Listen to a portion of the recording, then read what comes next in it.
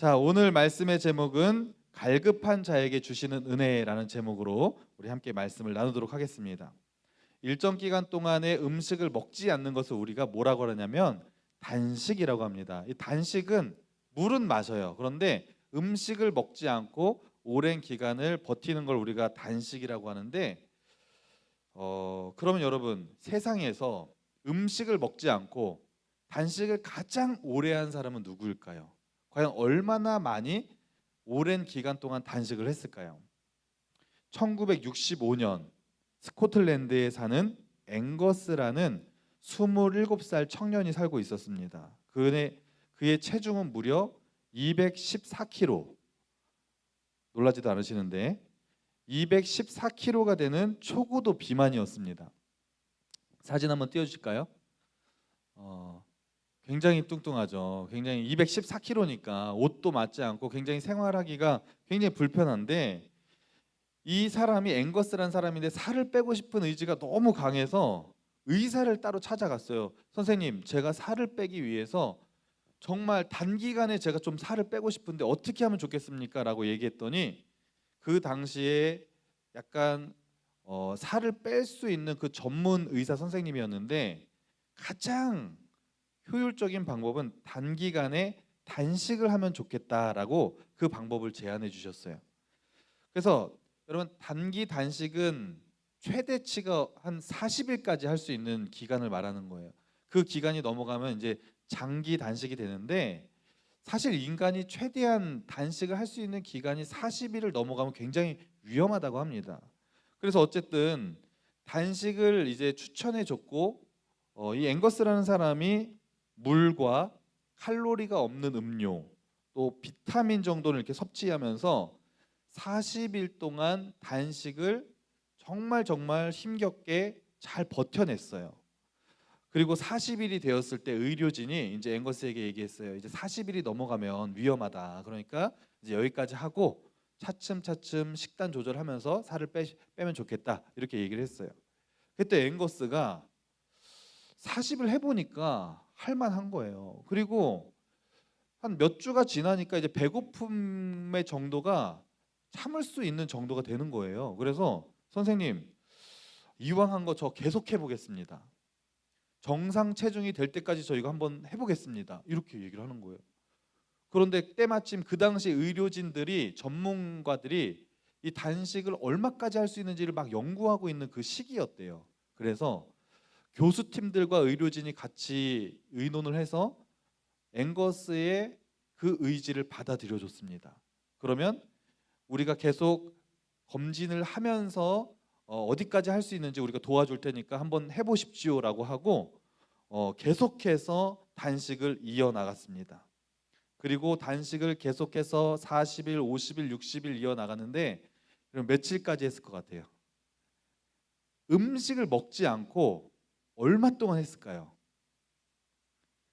무려 382일 동안 단식을 했다고 하는 겁니다. 1년이 넘는 기간 동안 여러분, 1년 한 달 정도를 음식을 진짜 먹지 않은 거예요. 물, 칼로리가 없는 음료, 비타민, 그러니까 거의 아무것도 안 먹은 거예요. 그것만 먹고 사람이 382일을 버텼다고 하는 것입니다. 그래서 214kg이었던 이 앵거스의 체중이 82kg까지 체중을 감소하는데 성공을 했고 세계 기네스북에 등재가 되었다고 하는 것입니다. 굉장히 날렵해졌죠. 입고 있던 옷도 굉장히 이제 헐렁해지게 되었고, 여러분, 그래서 이 앵거스라는 사람이 382일 동안 단식에 성공하고 나서 그 다음에 어떻게 되었을까요? 완전히 세계의 이목이 집중된 거예요. 그런데 의학적으로 계속해서 검사를 해왔는데 굉장히 건강한 거예요.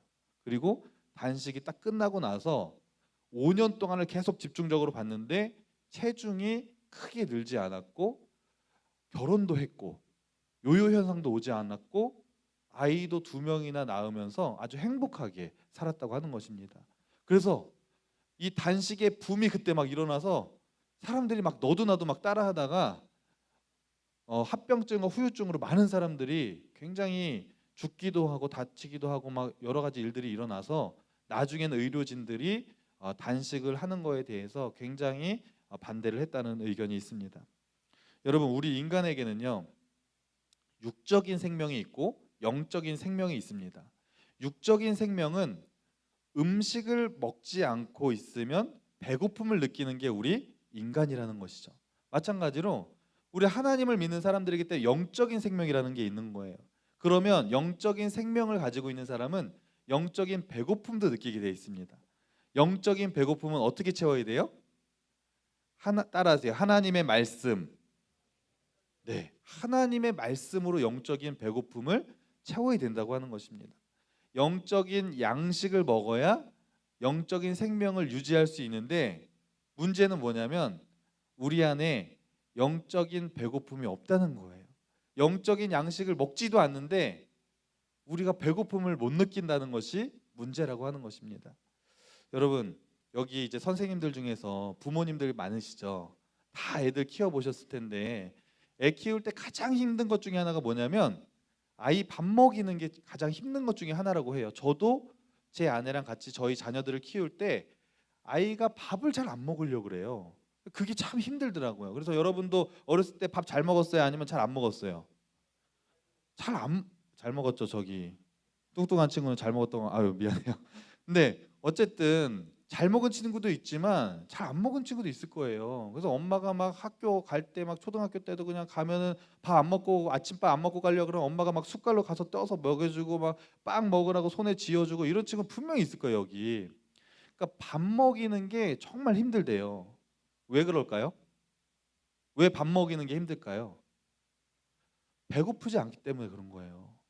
여러분, 밥을 안 먹어도 집에 먹을 게 너무 많아요. 그러니까 애들이 막 간식 같은 거 막 집어 먹다 보니까 식사 때가 되면은 밥을 잘 안 먹으려 그래요. 그래서 엄마 아빠가 맨날 잔소리는 밥 좀 먹어, 밥 다 먹어, 남기지 마, 이 말을 얼마나 많이 하는지 모릅니다. 그런데 옛날 70년대 그때 그 시절, 정말 배고프던 시절, 우리 선생님들은 다 그 시절 거치셨잖아요.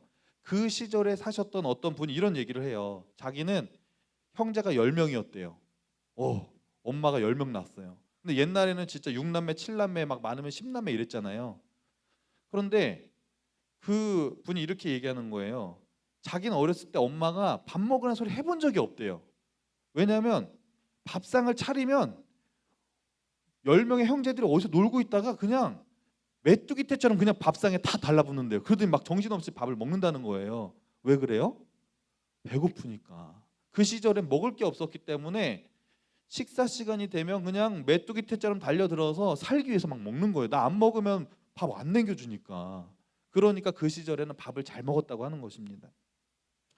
여러분, 오늘 본문에 나오는 시인, 시편은 이제 저자가 여러 명이 있는데 다윗의 시가 많이 있는데, 특별히 오늘 시편의 42편의 저자는요, 굉장히 지금 어려운 상황에 놓여 있어요. 그런데 이 놓여 있는 시편의 저자가 하나님의 은혜에 대해서 자신이 굉장히 갈급하다고 얘기하면서, 목마르다고 얘기하면서 사슴을 비유하고 있습니다. 오늘 말씀 한번 띄워줄까요? 자, 시편 42편 1절 말씀 다 함께 한번 읽어보겠습니다. 시작. 하나님이여, 사슴이 시냇물을 찾기에 갈급함 같이 내 영혼이 주를 찾기에 갈급하나이다. 내 영혼이 주를 찾기에 너무나 갈급하고 간절하다는 거예요. 그런데 사슴이 시냇물 찾는 것처럼 갈급하다고 얘기하고 있어요. 여러분, 동물들 중에서 가장 갈증을 못 참는 동물이 사슴이라고 합니다. 왜냐하면 사슴은 피가 뜨겁대요. 그래서 갈증이 나면 숨을 굉장히 헐떡거리면서 마치 죽을 것처럼 그렇게 헐떡거리면서 물을 찾아다닌대요. 대신 장점은 있어요. 물 냄새를 기가 막히게 잘 찾아서 물이 있는 곳을 잘 찾아간다는 것이죠. 그리고 만약에 물을 찾지 못한다, 그러면 결국은 사슴은 죽게 되어 있습니다. 그러니까 사슴이, 그 당시에 시편의 저자가 이제 광야의 삶을 얘기하는 건데, 사슴이 광야에서 물을 찾는데, 너무 갈증이 나니까 물을 찾는데, 사슴이 어떤 마음으로 물을 찾을까요?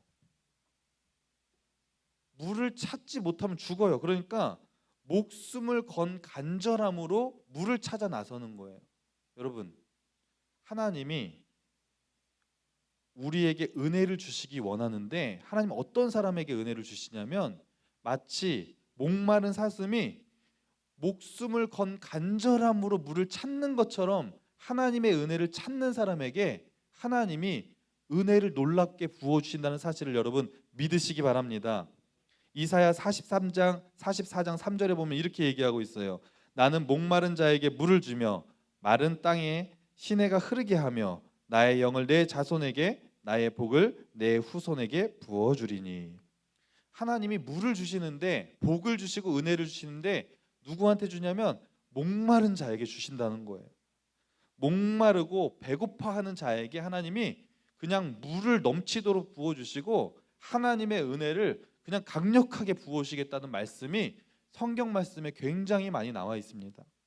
여러분, 그런데 문제는 뭐냐면 우리가 목마르지 않다는 거예요. 여러분, 여기 앉아 계신 분들 중에서 정말 하나님의 은혜에 대해서 지금 너무 목마르고 간절하신 분 있으세요? 있으신 분도 있어요. 그런데 대부분의 학생들과 선생님들 중에는 정말 이 은혜에 대한 목마름이 있는 사람이 많지 않을 것입니다.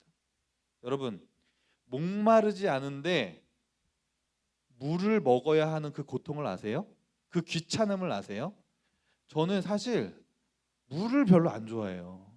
그러니까 당연히 목마를 땐 물 먹죠. 근데 전 평소에 물을 잘 안 마셔요. 그런 사람 있죠.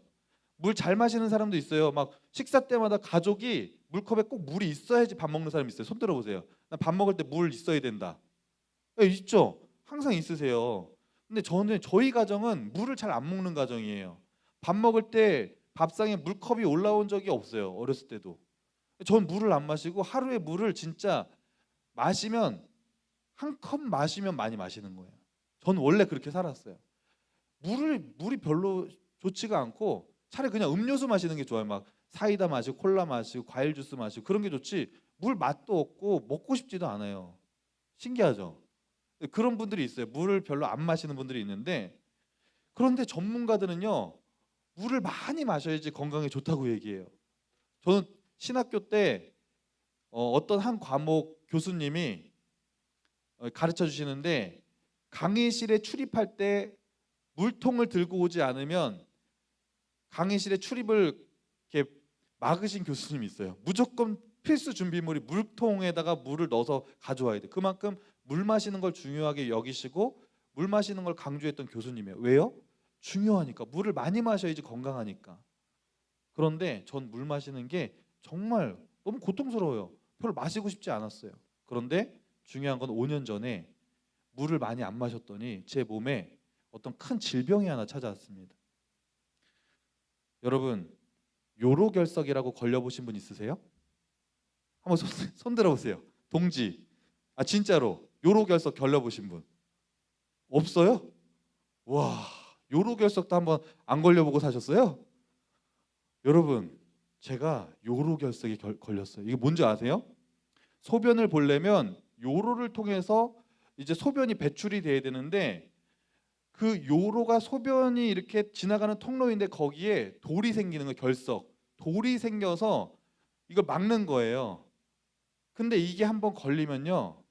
그 고통이 죽을 것처럼 아픕니다. 여러분, 요로결석 안 걸려보셨다 그랬죠? 안 걸려보셨으면 말을 하지 마세요. 제가 진짜 요로결석 걸려서 죽다 살아났어요. 의학에서 인간이 느낄 수 있는 가장 극심한 3대 통증에 대해서 얘기를 합니다. 진짜로 이게 있어요. 의학에서 극심한 통증을 느끼는 3대 통증 중에 하나가 뭐냐면 아이를 낳는 산통, 또 이빨 치통, 마지막에 요로결석이에요. 나중에 여러분 커서 요로결석 만약에 걸리시는 분들 학생 중에 있으면 저 생각 날 거예요. 요로결석 걸리면 진짜 아프대더라. 어느 날 잠을 자고 있다가 새벽 4시쯤에 아랫배 쪽에 극심한 통증이 찾아왔어요. 정말 너무너무 아파요. 진짜 바늘로 배를 막 찌르는 것 같아요. 근데 그 통증이 1시간, 2시간 계속 되는 거예요. 너무 아파서 이게 뭐지? 왜 이러지? 그러면서 1시간을 막 참았어요. 1시간째 참다가 제가 하나님 앞에 이런 기도를 했어요. 하나님, 저 그냥 천국에 데려가 주세요. 저 여기서 못 살겠어요. 진짜로 하나님 저 천국 데려가 주세요. 이 말이 제 의도와 상관없이 너무 고통스러우니까 계속 정말 차라리 죽고 싶다는 생각이 들 정도로 너무너무나 아파요. 응급실 가서 이제 진찰을 받고 그걸 치료하는데 요로결석 치료하는 게 그렇게 힘들어요, 여러분. 저는 어떤 치료를 했냐면 체외 충격 파쇄술을 했어요. 체외 충격 파쇄술. 여러분 요로결석 걸리면 나중에 체외 충격 파쇄술이라는 걸 해요. 그럼 어떻게 하냐면 어떤 이렇게 침대 같은데 가운데 구멍이 뚫려 있어요. 그러면 그 침대에 앞으로 누워요. 그럼 가운데 구멍이 뚫려 있죠. 그 구멍 사이로 곤장을 치는 거예요. 여러분 보통 곤장을 이렇게 누워 엎드려 있으면 엉덩이에 곤장을 치잖아요. 그거는 밑에서부터 곤장을 치는 거예요. 체외 충격 파쇄수. 그러니까 외부에 충격을 줘서 돌을 깬다는 거예요. 여러분 생각해 보세요. 요 아랫배 쪽에 요로에 돌멩이 아주 조그만 게 하나가 있는데 그걸 깨기 위해서 곤장을 30분 동안 맞는 거예요. 팍! 팍! 이거를 30분 동안 맞아요. 근데 진짜로 30분 동안 맞으면 너무 아픈데 30분 동안 맞으면 그게 깨져요. 그래서 나중에 소변을 보면 돌멩이가 깨진 게 이렇게 쫙 피와 함께 나오는데 그렇게 시원할 수가 없어요. 여러분 물 많이 드셔야 돼요. 제가 그 수술을 하고 나서 시술을 하고 나서 제가 이제 의사 선생님하고 나중에 상담하는데 요로결석을 걸리는 가장 큰 원인은 물을 많이 안 마셔서 그렇대요. 20대에서 40대의 성인 남자가 많이 걸리는데 10명 중 1명이 이 요로결석이 걸린대요. 안 걸리시는 분들은 진짜 운이 좋으신 거예요. 물 많이 드셔야 돼요. 뭐 강의 나온 것 같은데 네. 제가 그 다음부터 어떻게 하겠습니까, 여러분? 물을 의도적으로 많이 마셔요. 왜냐면 죽을 것 같은 그 고통을 더 느끼고 싶지 않아서 오늘 아침에도 일어나서 물 마시기 싫은데 그냥 또 교회 와서 또 계속 물 마시는 거예요. 물 마시고 정말 마시기 싫어요. 귀찮아요. 그래도 살기 위해서 물을 마시는 거예요. 여러분 우리가 영적으로 살기 위해서도 마찬가지예요. 여러분 우리가 신앙생활하는데 영적인 생명을 유지하고 영적으로 살기 위해서도 영적인 물을 마셔야 돼요. 그런데 영적인 물을 안 마시면 어떻게 되는 줄 알아요? 하나님과 나와의 관계에 그 돌이 요로결석에 돌이 끼는 것처럼 죄가 이렇게 껴가지고 하나님과가 단절이 돼서 영적으로 죽을 수밖에 없어요. 그래서 우리는 영적인 물을 반드시 마셔야 돼요. 매 주일마다 공급되는 이 말씀의 선포를 통하여서 또 매일매일마다 말씀을 묵상하고 기도하는 이 영성 훈련을 통해 영적인 물을 마셔야 될 줄로 믿습니다. 그런데 문제는 영적인 물을 마셔야 되는데 물이 안 막히잖아요. 목이 안 마르니까 영적인 물을 마시고 싶지가 않다는 게 문제예요, 여러분. 제가 그랬어요. 중학생이 됐는데 저는 중학생 때 중고등부 예배가 토요일 날 있었어요. 여러분은 주일날 딱 한 번 오면 되죠. 얼마나 좋아요. 예배 드리고 딱 가서 나 하고 싶은 거 하면 되죠. 저는요 토요일 날 학생 예배가 있어요. 3시. 그리고 저 때는 라떼는 학교 토요일 날 선생님들 아시죠? 토요일 날 수업이 있었어요. 우리는 저 때까지는 토요일 날 학교 오전 수업이 있어서 오전 수업 딱 끝나고 그 다음부터 이제 황금 시간이 되는 거예요. 지금은 불금이라 그러죠. 그때 불토예요. 불토 태우러 나가는데 친구들은 다 오락실 가고 막 친구들끼리 막 축구하고 놀러 가고 막 재밌는 거 하러 가고 여자 꼬시러 이건 얘기하면 안 되는데 이래서 가는데 정말 저는 딱 학교 끝나면 집에 잠깐 갔다가 교회 가야 되는 거예요. 근데 그게 너무 싫은 거예요. 교회 안 가면 어떻게 되는 줄 아세요? 엄마한테 등짝 스매싱 맞는 거예요. 모태 신앙이니까 엄마 아빠가 다 교회 이제 중직이시니까 교회 안 가면 어때요? 여러분도 어머니 아버지 지금 뭐 장로님 권사님들 여기 대부분 많으실 텐데 교회 안 나면 어떻게 돼요? 등짝 스매싱 맞고 막 뭐 용돈 깎이고 막 장난 아니잖아요. 그런 거예요. 너무 힘들었어요. 정말 가기 싫었어요. 정말 가기 싫었어요. 왜요? 영적인 목마름이 없기 때문에 은혜 받고 싶은 마음이 전혀 없어요. 그런데 저의 삶을 완전히 변화시키는 한 가지 아주 작은 일이 저의 삶 속에 하나 일어났어요. 제가 예전에 살짝 말씀드린 것 같은데 지방에서 부흥회가 열렸어요. 저녁 때. 철원에 살았는데 철원에서 제일 큰 철원 감리교회에서 저녁 7시에 부흥 집회가 열렸어요. 엄마가 가래요. 안 가면 등짝 스매싱 또 맞는 거예요. 그래서 갔어요. 1층, 2층인데 2층 제일 뒷자리에 정말 아무 생각 없이 진짜 가기 싫었는데 어쩔 수 없이 맨 뒷자리에 앉아서 여기 이렇게 가가지고 이렇게 앉아 있었어요. 아우 귀찮아. 부흥회 또 왜 이렇게 오래 하는지 2시간 동안 하는 거 2시간 동안 강사 목사님 말씀 전하시고 근데 여기 옆에 어떤 형이 한 명 앉아 있었어요. 저는 고등학교 1학년이었고 그 형은 고등학교 2학년이었어요. 근데 말씀 다 끝나고 나서 기도하는 시간을 갖는데 그 형이 나는 그냥 아유 하나님 뭐 이러던 저 기도를 안 했어요 그냥. 근데 그 형이 갑자기 막 이러면서 막 울기 시작하는 거예요. 알리 샬라 칼라이 말라마스 뭐 이러면서 막 방언을 막 하는 거예요. 그래서 깜짝 놀라서 막 쳐다봤더니 콧물을 막 흘리면서 눈물 흘리면서 막 주여 막 그러면서 막 방언을 막 기도하는 거예요. 처음 봤어요 솔직히.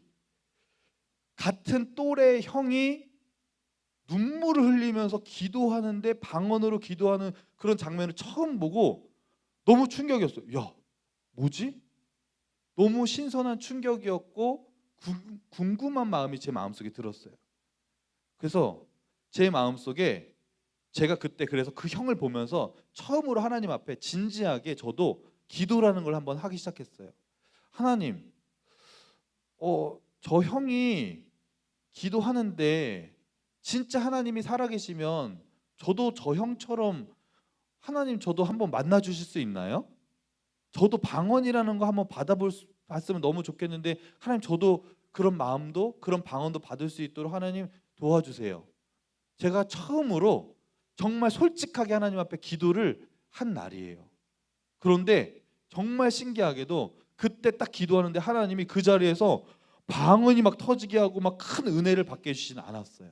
그런데 그때 솔직하게 하나님 앞에 기도했더니 하나님이 저에게 어떤 은혜를 부으셨냐면 목마르게 해주셨어요. 그 다음부터 제 삶이 목마름이 생기는 거예요. 하나님이 궁금해지기 시작해요.